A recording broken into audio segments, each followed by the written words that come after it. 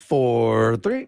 And we are back, folks, here on the Michigan Insider Sports Talk 1050 WTKA online at WTKA.com. Sam Webb, Mr. Ira Weintraub on the other side, and 2/3 of what is normally the MGoBlog Roundtable with us here as Brian Cook is on vacation, but we have the other parts of his MGoBlog crew with us. Starting off first with his man on the ground, Mr. Seth Fisher. Seth, good morning. How are you? Good morning. I'm a young whippersnapper apparently this morning. You Right? you may be. Everyone is a young whippersnapper. Next to our next roundtable guest, That's true. Mr. Craig Ross. And Craig, he said, listen, I have a story to tell to start off the roundtable. So let's go ahead and get it started. Craig, you have the floor. Well, there was something, and I think it was from Forday or Dellinger or Wetzel writing that the big problem between Harbaugh and Ward was that Ward and the Regents perhaps never understood what Harbaugh really wanted, which wasn't money, it was love. And that when he felt like he wasn't getting this love, that was a problem. Well, I have a story about that. When I was growing up, I went to high school. Originally, it was about 4,000 to 5,000 kids. It was a big high school, and there were gangs. And the school administration decided that gang colors were okay. There was the Barons, the Dukes, the Cavaliers, and there was even a girl gang, the Emerald Gems. And so they would show up to school with their gang colors, their coats and gang colors. And so, but the school had talked to the gang leaders and decided, this was probably going to work out. And it did, sort of.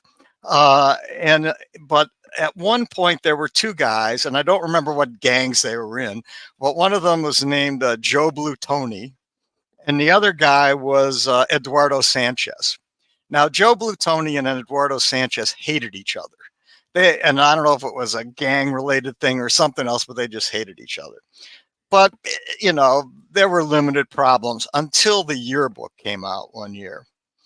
And someone had a sense of humor of sorts, because over Joe Blue Tony's picture was Eduardo Sanchez.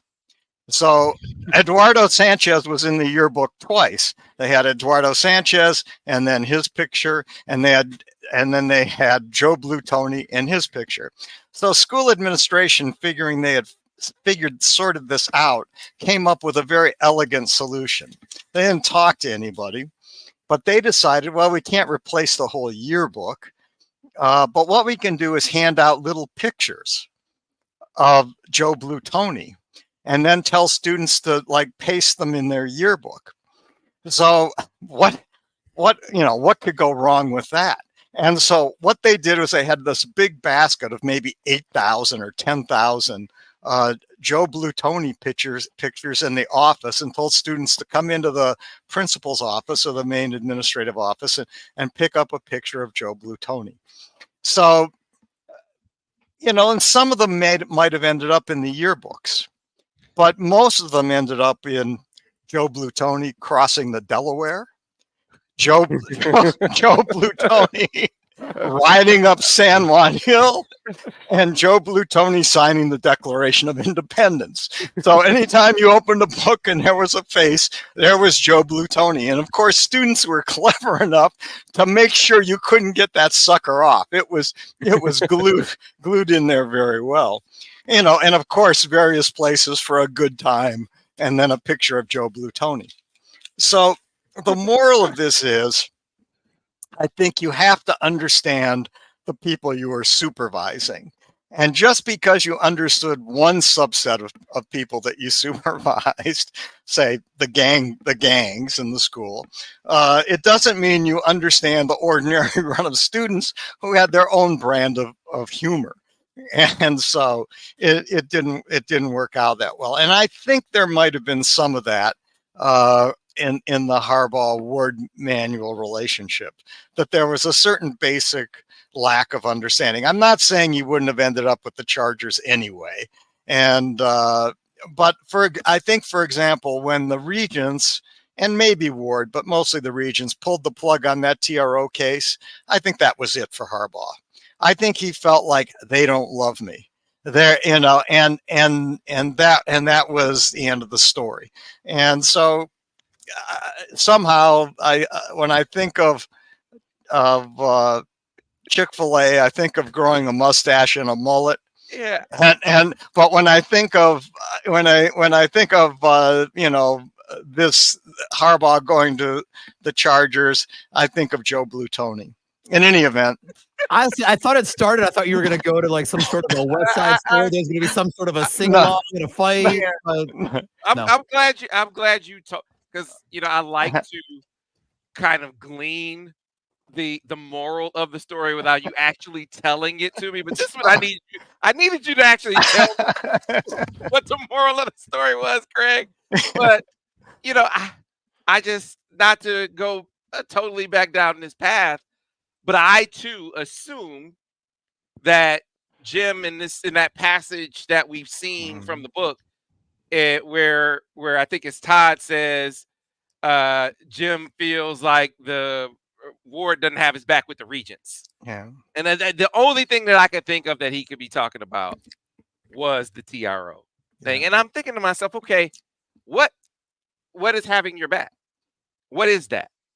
Because he can't tell the Regents or Santa Ono, well, we're actually going to follow this. He can't. That's, you know, this wasn't a unilateral call by when Tony Petiti came to town. He didn't just meet with Ward Manuel. He met with Ward, and then in a separate meeting, he met with the Regents of Santa Ono. So, and he never met with Harbaugh. Never met with Harbaugh, right? Never met with Harbaugh. But this was not one of those things where you could just step up and say, "This is what we're going to do," because this is an athletic decision.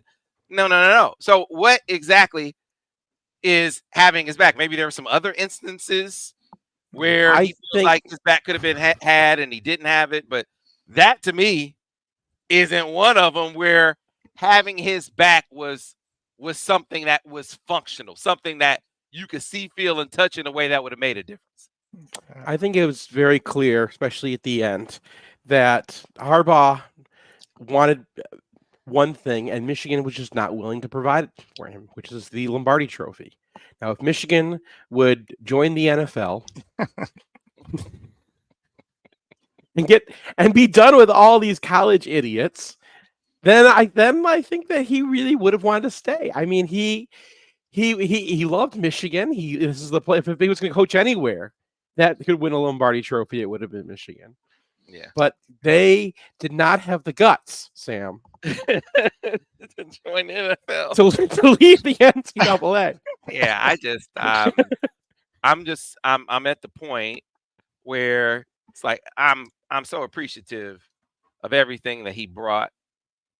You know, what he restored, and frankly, I know there are some people feel a certain kind of way about the coaches he took with him, but he's left Michigan in a far better position, obviously, than he found it. I mean, they can actually carry it on. They got to get some things going on the recruiting trail, but this year, this is kind of what I want to get to. I was talking to Steve Clark earlier this week, and he said, listen, obviously there are going to be one-loss teams in the playoff, but there could be two-loss teams from the Big Ten or the SEC. Say the issue for Michigan is, let's say, for the sake of argument, Michigan is a two-loss team. Would that team get consideration over a Penn State team? With a two-loss against a tougher schedule, I mean, you look at Penn State's schedule, a lot of people only see one loss to Ohio State. Whereas you got Michigan playing Texas and Oregon. I mean, it's like it's a gauntlet that Michigan has to go through. As Ira pointed out, you could have two losses on Michigan's schedule and be a better team, but a one-loss Penn State team who's only lost to Ohio State, you think that team gets into the playoff over Michigan? I mean, a one-loss team that went to the Big Ten championship or not, right? Because there's all these factors that go into the end of the season, and you have a Big Ten championship now that, by design, is supposed to have teams that didn't, if you have two one-loss teams at the end of the season, that they're going to play each other. It's going to be hard to be a one-loss team and win the Big Ten. Now, Penn State is a one-loss team but the loss was to Ohio State, and Ohio State loses to Michigan, and then Michigan and Ohio State play each other again in the conference championship, and then Michigan beats Ohio State there again. I would say, and Michigan had 2 losses, say, to Texas and Oregon. Yeah, Michigan's in. They're the Big Ten champions. It's easy, right? If Michigan loses to Ohio State and Penn State beats Ohio State but loses to somebody else along the way, and then Penn State wins in the Big Ten championship, it's easy. They're in. There's all these other factors that go in, especially the championship game and how things play out. It's too hard to say at the beginning of the season. Like last year, would you have said, okay, would you take a 2-loss Alabama over a 1-loss Florida State? Right? If the quarterback situation wasn't if they didn't lose their quarterback, Florida State's in over Alabama. Yeah, I will say this. Look, I get what you guys pointed out, and I appreciate you bringing some clarity to what FPI, the factors that it considers. They're obviously looking at their schedule. If James Franklin doesn't make the playoff with this schedule, he never will. Like this is a freaking cakewalk compared to especially compared to what Michigan has to go through. But I look at the situation, and they're getting a lot of credit for their quarterback scenario because they're returning a starter. I just don't know how much value I put on that starter being Drew Aller with a new offensive coordinator. And so it brought about another question that we pondered about Big Ten quarterbacking this year. What does it actually look like? You call them a middling Big Ten quarterback. What does that mean, especially this year, Seth? I mean, that's a good point because Dylan Gabriel is going to be the best quarterback in the conference. And then who's number 2? Is it Will Howard? Right? Is it the new starter at Michigan State who wasn't we don't have Atalia coming back for his 8th year or something like that. We don't have a JJ McCarthy in this group. I can't really think of. I mean, you'll have a good quarterback at USC. I think they can. I don't know. It's hard to look at everything. I think 2 of the best prospects for quarterback are both the same school this year, and it's makes me a little angry about that. But yeah, I mean, I think in terms, remember, we have 12 teams that make the playoffs this year, isn't that right? Yes. And so context is going to be a big deal there, and how the games play out is going to be a big deal. If Michigan loses by 1 point in overtime on a controversial call to Ohio State, that's one thing. That's one piece of data that's going to be in the equation. If Penn State loses by 40 to Ohio State and Michigan and that's their only loss, and Michigan is 10-2 with a close win or loss to Ohio State, well, you've got a whole different algorithm, a whole different set of judgments to make. And I think that, those judgments are going to have to be made with a 12-team playoff. Yeah. And I have a question though about the Big Ten. Who's in the championship game now? There aren't divisions anymore, right? Well, the idea is the best 2 teams play each other. And so what if you've got 3 1-loss teams? They have a formula. They have a formula. But they're screwed. I told them 4 what to do. 1-loss teams. You could have that. I told them what to do, and I think that the idea is gaining traction. There are some important people who've actually listened to my idea now. I found out. Oh, good. But I want to showcase. I want 3 games, not 1, at the end of the season, because you got all these teams in the conference now. 3 best games that were not played. Okay, I don't care who. It doesn't have to be 1 conference game championship. You're going to have 3 awesome games. Put them in 3 different towns if you want. But the idea is, at the end of that, you can sort those in any way you need to create a 1 champion at the end. By the end of all that, you'll have 1 regular season champion who won the most games, beat the right teams and everything to declare a single champion. Almost always. I went through every single Big Ten season that we have a record for and tested this theory and whether it would work. And every single time. Now, a lot of times we just got the same Ohio State versus Wisconsin game because the divisions were what they were. But it works. And I don't think you'd lose that much if, you have a championship game, the winner gets to be the champion, and they have the confetti fall, and they want that moment. But you're going to have that moment in almost most circumstances. I'm not sure what your proposal is. I don't want any replays. You play the best 3 games that were not played. Okay? So you take your best team in the conference. So Seth, let me explain it for Craig. So Craig, say Michigan wins the Big Ten and Ohio State finishes second. Well, they already played. And say Oregon finishes third. They already played. Penn State finishes fourth. Michigan, Penn State is the championship game. Yeah. Then you look at Ohio State, they're second. Well, they already played Oregon, so they can't play them. Penn State's taken. Then say Iowa's, that's a terrible example. Yeah. Say USC is next. So Ohio State would then play them. And then the third team in this example is Oregon, and they wouldn't have played whoever. They played Penn State. Yeah. Right. So we're playing. Yeah. Yeah. The idea is team that is in the rankings that they haven't played, they would play. It's a pretty interesting idea. And then what happens? But it does avoid, which you could have happened this year, because Michigan, Ohio State, Oregon all play each other. Right. And so if Michigan, Ohio State, and Oregon finish in the top 3, you're going to end up with a rematch, right? And Seth's point is then whoever finishes first in that tiebreaker scenario plays team number 4 team in the ranking to give you a different game in the championship, essentially. Yeah. So wait. So you're talking about adding an additional game to the schedule? Not for teams to play like 16, 17, 18 games. Literally, Big Ten championship weekend, Seth wants 3 games. Okay, gotcha. One in Indy, one in Minneapolis, and one in Detroit, whatever, right? 3 separate games, like a triple header. And so let's say number 1 Michigan plays number 4 Iowa, who has 3-4 losses, and Iowa wins. They're the Big Ten champion? No. At the end, you have records. And now everyone's played each other. And if Michigan, Michigan had already beaten Oregon and already beaten Ohio State, and that's their only loss all season, Michigan walks into that game and they're already the national champ. They're already the Big Ten champions. But you play the game anyway. It's still a good game. And if Iowa wins that game, it's a huge, memorable win for Iowa that gets them into a much better bowl game and might get them into the playoff too. And that's the last consideration of this. You already played a lot of these games. You're not going to get any more playoff information. What you could do, and the Big Ten's going to be very interested in this, is have a team like Iowa beat a team like Michigan that already has it wrapped up and has not, doesn't have a whole lot to win. And now all of a sudden they've got a marquee win, and that might be what gets them into the bottom of the playoff. I don't know. I mean, why have? I mean, I might suggest, except for the fact of money, that there's no point to the playoff at all. Well, I can argue that part too. Here's a question: Why play the games, right? Well, that game at least. So, say you have the one undefeated team that's at the top, and then you have 2 teams that are both 1 loss. Yeah, you're almost in a better position to not be the winner of that tiebreaker to finish in 3rd place.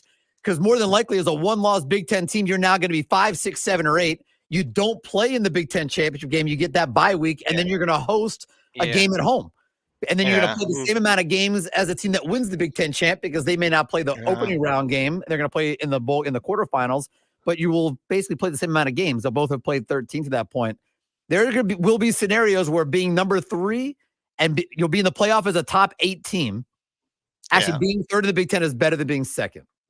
If you poke this thing enough, you're going to find scenarios where, and I found a few where it's like, I don't really want to see that game, or I don't really need that thing. But when you compare them to the opposite, to like going with our current system, which is we have 1 game and it's a repeat of the Michigan-Ohio State game, and it doesn't tell you anything that you didn't already know. What are we doing here? Or it just creates more chaos, right? We have like Michigan and Ohio State have the same record. Michigan beat Ohio State. Michigan is the champion. But wait, they play again. Now they tied. Now they both have a win against each other. Now they both have the same exact record. Now what are we doing? Right? Like we create more problems by having replays than we solve. So you said something earlier. You said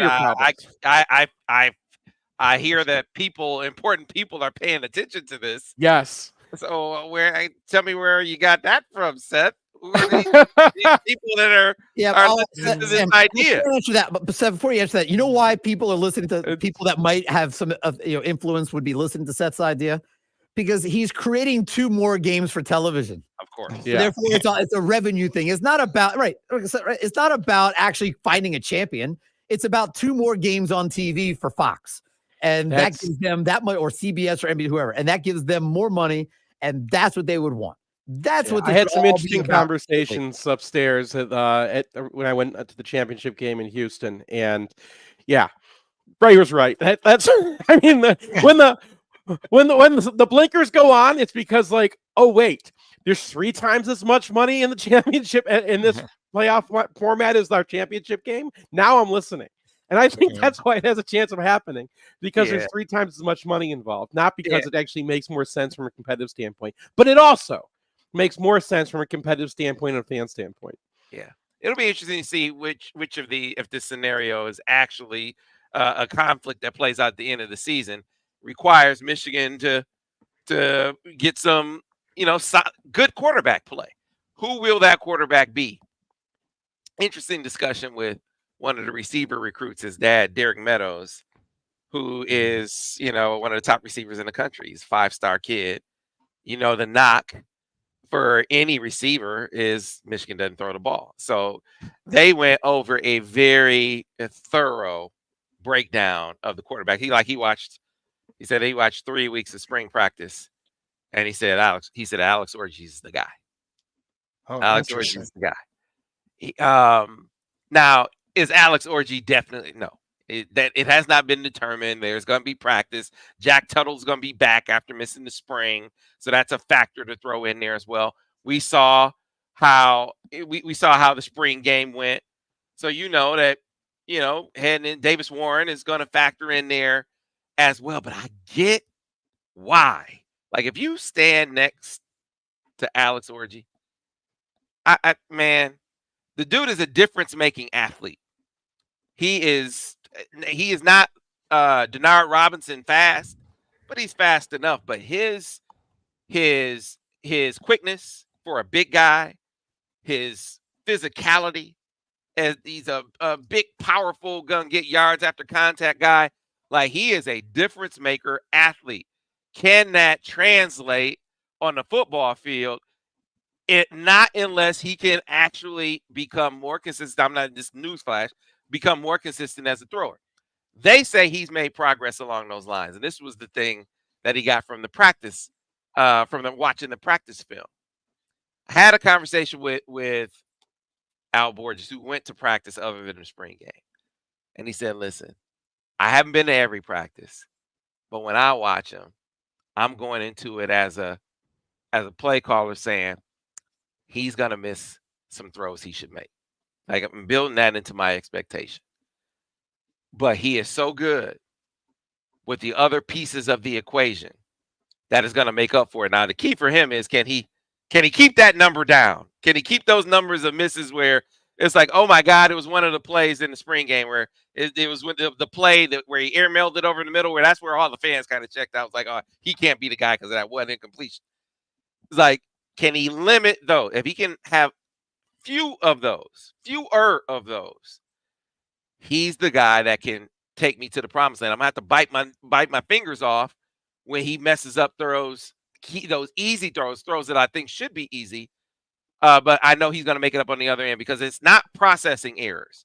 This was something that Kirk Campbell told me in the spring. He said, man, he knows the offense as well as JJ. Like, there's no gap between his understanding of the offense and where the football should go. There's no gap between he and JJ. The gap is mechanical. That's not a news flash either. Can they get him from his fundamentals and mechanics of the position? Can they get him to the point where he's able to deliver the ball consistently enough for his other attributes to shine through in ways that are difference making? The jury is still out. I'm just telling you, spending some time again with them last week, hearing some of the recruit chatter about it. I get why they're saying, or why they may even want it to be him. He's still got to go out and earn it. But I look at him and I say, it's not hyperbole when they talk about what he could be. I just don't know if he could be that this year. And I can already see some people saying, well, Joe Milton, they were saying all that stuff about Joe Milton. Joe Milton didn't have around him what this dude did. Joe Milton actually turned out to be a pretty competent quarterback. He's in the NFL now, right? Right. He needed more time to come along. There's more around Alex Orji. You if you can live through the growing pains, unlike Alabama, who benched Jalen Milroe. You guys remember that? They benched him last year. If you can live through the growing pains, I could see it. I could see it. I could see it happening if he truly has made and continues to make the progress that they're talking about. Well, I saw there was an interview with Orji, and I don't know if it was you, Sam, or Alejandro, or maybe Ballas, or maybe all of you. And you couldn't come away from that interview and not say, this guy is a really smart and thoughtful guy. I mean, he's right there with JJ in terms of his intelligence and in terms of his thought, in terms of his thoughtfulness as a human being. And so that's all good. But in the end, for me, and you guys may disagree with me on this, I actually think who ends up being quarterback may be a little less important than how good is our offensive line. Because I think Orji, has massive upside. I think we saw Warren, he can throw the ball, that's for sure. And Jack Tuttle has shown he's got experience, and he isn't going to piss a game away with, I think poor decisions. So, I mean, if the offensive line can establish some sort of a running game for us, if the offensive line is reasonable at pass pro, and I'm not really too worried about who the quarterback is, because I think they'll make good choices, and I think they have good choices of people in that spot. And I would love it if it's Alex Orji, because I think hopefully he adds to your ground game, and he makes the team more flexible. But I don't know at this point. I think your points go hand in hand, though, because that was another thing that you talked to these play callers. He said, "I'm also building into my expectation he's going to miss some throws. I'm building into my expectation that we aren't going to be able to protect the quarterback as well as we did last year." And that's another reason why you would want it to be Alex Orji, right? Because he's gonna cover up some more of those things. That's the one thing that's toughest to kind of glean from a spring game, because it's two-hand touch. It's not full contact. So how are guys really, when they're pressured, they took a touchdown from Orji because it's two-hand touch. So I am of the mind that as we get into fall camp, if he can be what he was in spring ball, I think he's going to be the guy. I think that Jack Tuttle is intriguing, but I'm more scared of that, not because of his talent, but because of his injury history. I'm more that's what would be unnerving to me, the durability. Whereas I feel like, man, he's look at Alex Orji. I feel like that's the dude that definitely looks the sturdiest of the bunch as well. God. Do you remember when he ran into Jair Hill and Hill just boing? Right. Look, there's a lot to be determined, but I mean, as we have this quarterback discussion, I'm looking around, and there are other scenarios where you got experience there, and they are certainly better off. But man, these dudes, you're around them enough, you're around the coaches enough, you're around the players enough. There's a sneaky level of confidence out there about what this dude is. I'm not saying he's what they say he is. All right. There's going to be a competition, but I don't think that Deshaun Meadows is Derek Meadows' dad. I don't think that he's just pulling it out of thin air when he says Alex Orji's the guy. I think that's just between listening to them talk, watching the film. He said, I watched three or 4 weeks of practice film. And he said, I watched that, and I think Alex Orji's the guy. I don't think that he just pulled that out of thin air. If I'm a father of a receiver, I definitely want to go play for a school with Alex Orji, because, I mean, where's the accuracy? I mean, are we talking about turf from the ball 5 yards short? Or are we talking about like it's just he's not going to be throwing over an Ohio State guy's shoulder when there's another guy giving him 1 inch, right? Like that JJ throw is never going to be matched again in the history of Michigan. There may be 2 or 3 other guys in Michigan history, and you can name them right off the top of your head who can make that throw. But I mean, it's going to be a different prospect if he's throwing to Tyler Morris, who's a Ronnie Bell type, right? Or if he's throwing to Colson Loveland, who gives you a little bit of an area of error, right? And so if you're a receiver, you want a kind of a chance to make some plays. I mean, what's going to happen? I think people underrated how much defenses respected JJ McCarthy. Right? Like, as soon as the season was over, everyone started, JJ McCarthy, they ran all the time, blah, blah, blah, blah, blah, blah, blah. You go and watch the tape. No, it's not true. You got people leaving their safeties back all the time against Michigan, against that offensive line, against Blake Corum. And they're like, now we're leaving our safeties back. Who do you think they were really afraid of there? You're not going to have that against Orji. You're going to see a lot of people bringing 8 in the box. You're going to see a lot of man coverage. What does that give you opportunities for? Playmakers. So you can put that ball up. You're going to be one-on-one. Man, that's a receiver's dream. And Michigan's got to get a little bit more comfortable because they did not want to do it with JJ. They could get a guy open. They could scheme a guy open. Harbaugh does not like throwing into coverage. He got the fewest of every school he's been at, and include San Francisco as well. The fewest, or the lowest rate of contested balls, right? He does not like his quarterbacks to throw into coverage.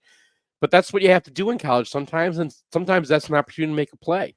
So, go get some playmakers. I mean, the reason for this is the number. If you're going to take one stat that's meaningful in deciding a football game, interceptions. It's the worst thing that can happen to a team ever is to have a ball intercepted. And it's why Harbaugh was, didn't want people thrown into coverage. And simple as that. That's fair. I'm talking about single coverage, and you're not going to get a lot of single coverage again. JJ didn't see a lot of single coverage. They gave him every kind of zone, right? But you're going to see it against Orji, because what do you not want to do? Let Orji run on you. Yeah. I also keep going back to this. They figured out a way to win a Big Ten championship with Cade McNamara at quarterback. Granted, this schedule is tougher. This schedule is definitely tougher. So the circumstances are different. But they figured out a way to make that work, and this dude is a more talented player. So, a lot to work with. He still has to win it, but I think they're giving us an accurate handicap. Maybe seemed a little distorted coming out of the spring game, but I think they're giving the recruits anyway an accurate handicap. And they had Derek Meadows on campus last week, and Andrew Marsh was on campus yesterday. Another top 50 receiver. Like they're pushing, they're giving them the same message. So at any rate, we need to get to a break. Be back on the other side here on the Michigan Insider on Sports Talk 1050 WTKA, The Ticket. Clear on the radio. I got a question for Sam when we come back, and I got a defensive stats or theory question that came out of, I'm reading this book on Pro Football Focus. Actually, really interesting. Do you know who owns Pro Football Focus? Isn't it my man that used to play for? He's the commentator, Chris. Yeah, Chris Collinsworth. Chris Collinsworth. He paid $6 million for it, I think, and it's now worth $180 million or something like that. And they came up with some real interesting numbers that I want to ask Seth about, or theories. Well, because it's right up your alley. This is right up your alley. Yesterday, I don't know if you want to get into this another time, but I spent yesterday doing the Jayshon Barham write-up. I do want to get into that. Yeah, sure. I do want to get into that. Because the main question about him is PFF gave him a horrible coverage score last year. And so I went and watched those games where they gave him such an awful score, and it's nothing. It's like he did the same thing that any linebacker does. He sucked up on play action a couple times, and I think they knocked him a few times for things that were not on him. Particularly like TE leak, like a tight end is like getting blocked, and then all of a sudden he leaks out, and Barham was already blitzing at that point. I think it was schematic. I think that they had him either schematic or they had him doing too much, but they don't have an RPS metric. PFF doesn't. So they blame players all the time. What's RPS? The rock paper scissors. Oh yeah. Okay. Where like my play call beat your play call, and I put that player in a bad position. That's my major complaint with them, and it came out with Barham. Usually, most things it's they're spot on. You can tell if a pass rush is won or not, right? And those stats are very valuable. Where it's less valuable is interior offensive linemen when they don't know the difference between a guy who's pulling and having to turn, the things they had Zach Zinner doing all the time, right? Where he pull and have to decide what to do with the guy when he got there, whether he's going to turn him inside or push him outside. And you're talking about a guy who's twice as agile as him, and you have to play him immediately like that. And just being the backside of a double team, which is what Michigan State did with their inside zones all the time. And they would end up with incredibly ridiculous offensive line grades because they grade the hard things as the same way they grade the easy things. I see. Yeah, I mean, they think Jayshawn Barham is another first-round draft pick. Well, I saw one list where Michigan had, I think, 6 or 7 guys in the top 50, and Barham was one of them. So, I mean, I spent a lot of that write-up trying not to say Micah Parsons because you're not allowed to do that, right? Yeah. You can't just be like, this guy is going to be the best defensive player to come out of college in the last 10 years. He's not that. But what am I going to say? Jake Ryan, but fast? What do I what do I compare him to? Yeah. Back in about 1 minute. Yeah, so we'll definitely get into that. Recruiting people. Was your question a recruiting question, Craig? Yeah, I've got a recruiting question. I mean, it still sounds like Michigan is very much transformational, not transactional. I mean, that's the noise at least. And so I wonder if that's why we got 5 recruits right now. And I wonder or are we as fans just being unreasonably anxious? I mean, I think they're going to get a few guys. I think they're going to, I would put a 8 out of 10 crystal ball that they're going to get either Davidson or Mills Knight, one of the two. Yeah, I'll give you back in about 10 seconds, guys. Okay, but that's a take that fans would be interested in, I think. Yeah. The what I heard from Champion Circle is that Michigan has not promised a single dime more than they have. And that's not necessarily true. We're coming for back other on schools. radio. Yeah. We're live on radio in 5, 4, 3. And we are back, folks, here on the Michigan Insider Sports Talk 1050 WTKA, online at WTKA.com. Sam Webb, Mr. Ira Weintraub on the other side, the MGoBlog Roundtable crew with us. Before we dive back in, I want to let those of you who are in the market for a new vehicle know you should get on board with Brighton Ford by going to BrightonFord.com, call 1-800-NEW-FORD, or make it out to the lot at 8240 West Grand River Avenue in Brighton, Michigan. When you do, John Cuter and his crew will take great care of you with deals that can't be beaten. They still have some 2023 F-150 XLTs on the lot, $230 a month, $3,500 down. Get into a 2024 for $251 a month with $3,500 down. Of course, if you want to get into an SUV, the 2024 Bronco Sport Big Bend, $278 a month with $3,500 down, or $405 a month with $500 down. And last but not least, 2024 Ford Explorer XLT, $210 a month with $3,500 down, or $333 a month with $500 down. For those and other great deals, get on board with Brighton Ford by going to BrightonFord.com. Call 1-800-NEW-FORD. Make it out to the lot at 8240 West Grand River Avenue in Brighton, Michigan. Seth, we were talking before we came on. You were talking about your breakdown of Jayshawn Barham. I wanted to make some time to get that in, because this is playmaking ability. As I was on CBS talking about this back in the winter, they were like, oh, the impact additions. I said, well, the 5-star addition is Jayshawn Barham. As you watch the film, does he look like a 5-star addition? Let me put it this way, and I apologize for doing this to Ira. Maryland should have beaten Ohio State last year. He was, I mean, every time they went to go look, he was banjoing between his guys. He was able to keep up with Ohio State wide receivers, right? Like he's got that speed, and you're not just talking about Junior Colson was fast, right? Junior Colson moved like a 6'2", 200 guy. All right, he's not that level. But, I mean, Barrett's speed, probably close to that. Like he's probably 4 or 5. He's probably there with like most NFL wide receivers. And now we're talking about a guy who can edge rush. Like this is what Michigan's wanted. This is what they've been begging for. This is what they were when they were like, "Oh, please, Lander Barton, please give up being a Utah man your entire life. Please come to us." This is what they wanted. They wanted a guy who has that length, who can pass rush like a real edge, right? Like a guy who could be an NFL prospect at edge. Jason Barham is that. He can play the edge just as well as a lot of the guys who come through and played it. And then you also add that he can play linebacker, and you can even put him out in the slot if you need to. Not against a little slot receiver, but as a Sam linebacker, and he'll be perfectly fine out there. That ability allows Michigan to do what Wink has wanted to do with his system forever.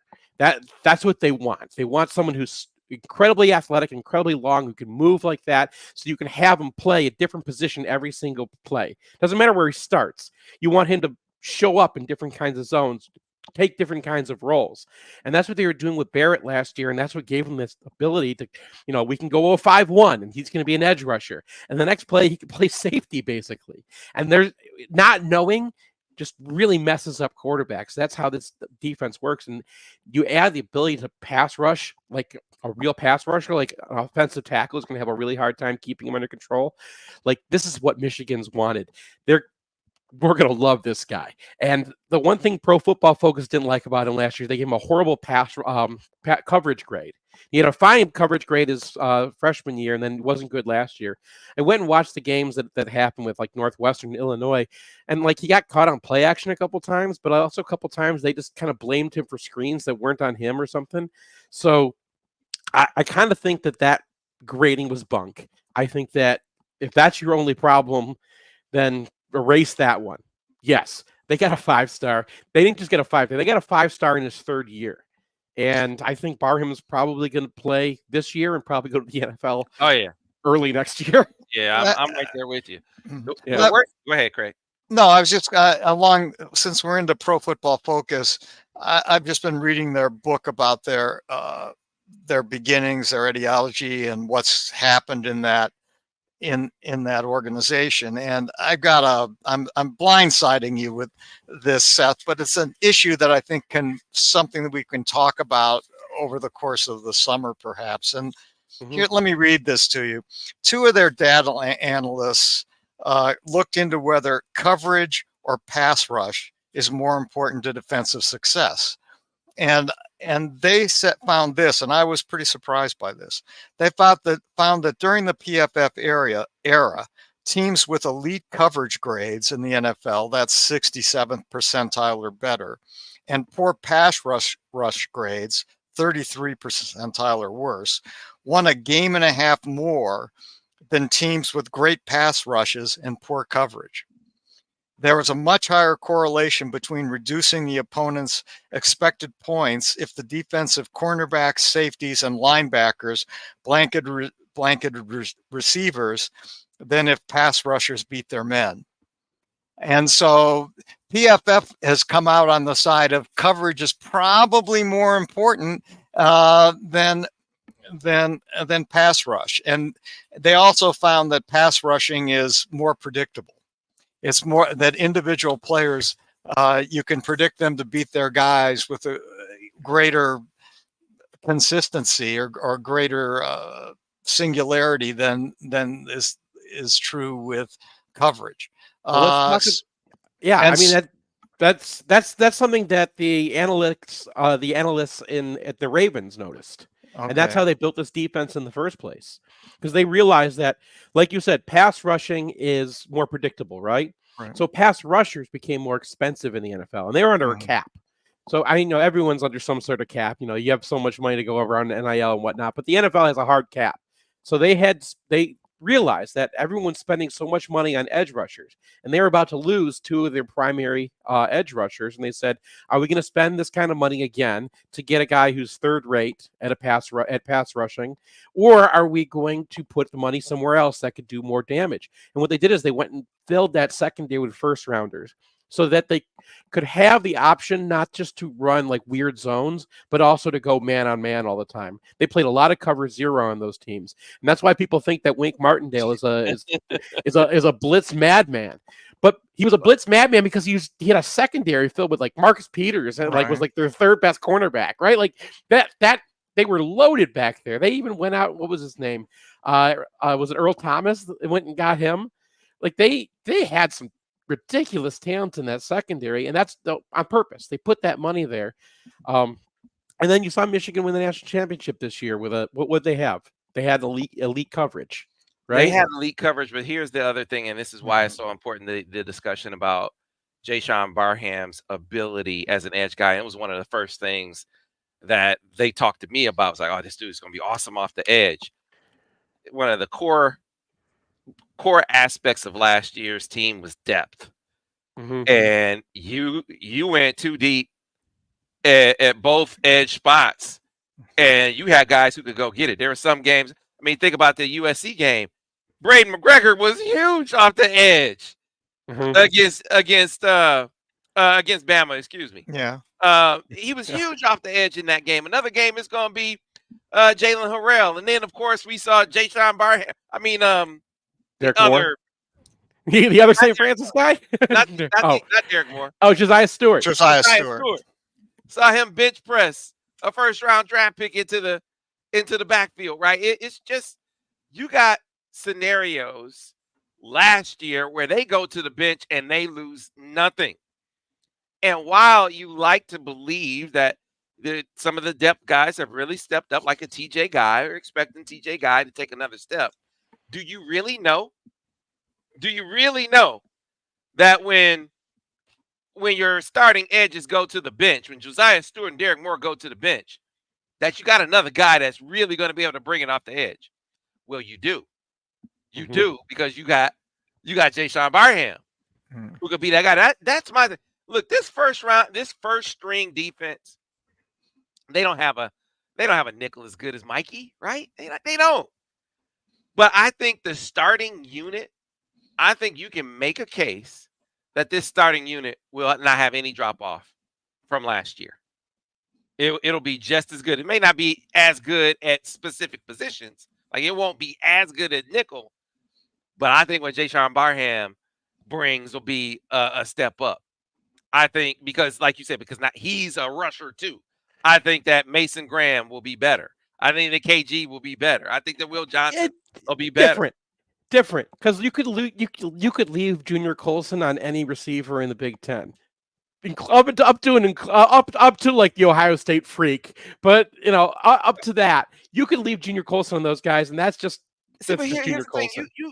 You pointed to this earlier. You said usage. Man, the worst thing, because I talked to some Maryland guys about the worst thing they said about Jayshon Barham was, oh man, this dude, he doesn't practice all the time. Like I don't know if he's going. I don't know. At Michigan is. If that's gonna fly, he takes practices off here, there, and he's hurt a lot. Like, first of all, environment. Like I think being in this environment will assure that he's not just if that's actually a thing, or if that's versus sour grapes. But there was nothing about this dude can't cover. But there was nothing about what kind of player he is. It was all like he kind of takes some time off. I don't think that's gonna be an issue at Michigan. I think that's one of those things where you got the kind of locker room that's going to bring out his best self, which I think is going to be pretty damn good. Oh yeah, so I'm most excited. I'm most excited for like his. I brought that up because what you said about Junior. I think Junior was great in coverage as well, but I don't think it's a leap to say that Jayshon Barham can be as good. I think Jayshon Barham can be as good in coverage. Athletically, he's as good. Oh, his coverage scores probably should have been better than Junior's, because Junior can stay in a guy in man, but his zone drops were very elementary. It was just like, I'm just going to go to my spot, and that's not how you play zone. I'm more interested in the fact that when you have a guy like Barham who could come off the edge, and you're a left tackle, and you know that you're going to have a problem with this guy, and you're having problems with this guy, so they give you some help. They set the protection to your side, and then he drops into coverage or just goes back to linebacker or plays safety. You just wasted your set, right? And how the other side's gotten, and you saw this a lot in the Maryland film, that he wasn't the guy making the sacks. He was the guy causing the sacks.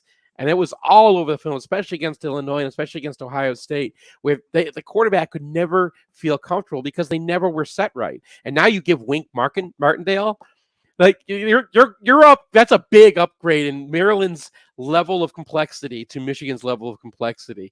That's going to be a lot of fun. He's a hell of a pickup.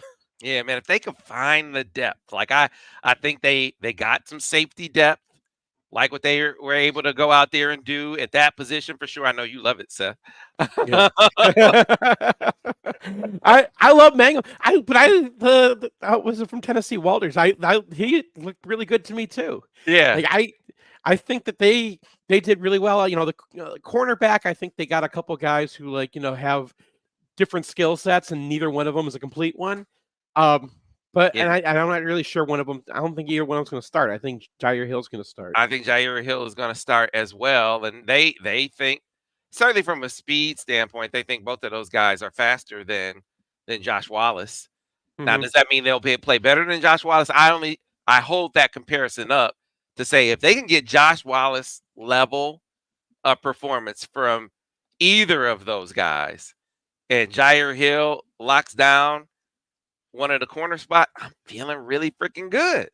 I'm feeling like this defense is going to be right back where it was last year, and we get back to obviously the bigger question marks on the offensive side of the ball, quarterback, and Craig brought up offensive line, the tackle position especially. I mean, I think we know 4 of the spots. It's the 5th spot that we don't know, and got to wait to see how that plays out in fall camp, and that's that other tackle spot opposite Miles Hinton. Yeah, and the offensive line to me is not just plugging a guy in and saying this guy has talent. You know, a lot of it is how do these guys play together? And in this circumstance, you got an entirely new offensive line. I mean, you got Prebe, probably a starter. I assume Crippen is Miles Hinton at left tackle, probably. I mean, Crippen and El Hadi have taken a lot of snaps together, not live snaps, but those guys are both seniors now. Like, they've been sitting next to each other for 4 years, and like you're supposed to have guys like that who that's how you do this. That's how you keep this going. I think that there's a little bit of concern that there's so much on Sherrone Moore's plate, right? Like at one point last year, he was the head coach, he was the offensive coordinator, and he was the offensive line coach. And how much offensive line coaching was he able to do? So especially with the second team. So I think that we might be fooling ourselves a little bit about the drop off from last year to this year. You're losing Trevor Keegan. That guy was a dude. You losing I expect there to be drop off. Which gets back to our original point. Another reason why they wanted to be Alex Orji. Like you got going to be giving up more pressure. You got a guy who could elude pressure better than the other guys that he's competing with. Now, he still has to be accurate with the football, and we have to see how that plays out over fall camp. Craig, I know you got a lot of stuff that you want to get into, so. Well, I'll save it for next week. I have questions for you, Sam, and so I want to hear about Jameer Watkins. We didn't talk about Jameer Watkins at all, man. Yeah, hopefully we have some more substance. We'll see. I want this one. All right, we got to get out of here, folks. We'll see you tomorrow here on the Michigan Insider on Sports Talk 1050 WTK The Ticket, the official voice of the University of Michigan Sports Ann Arbor, a Cumulus station.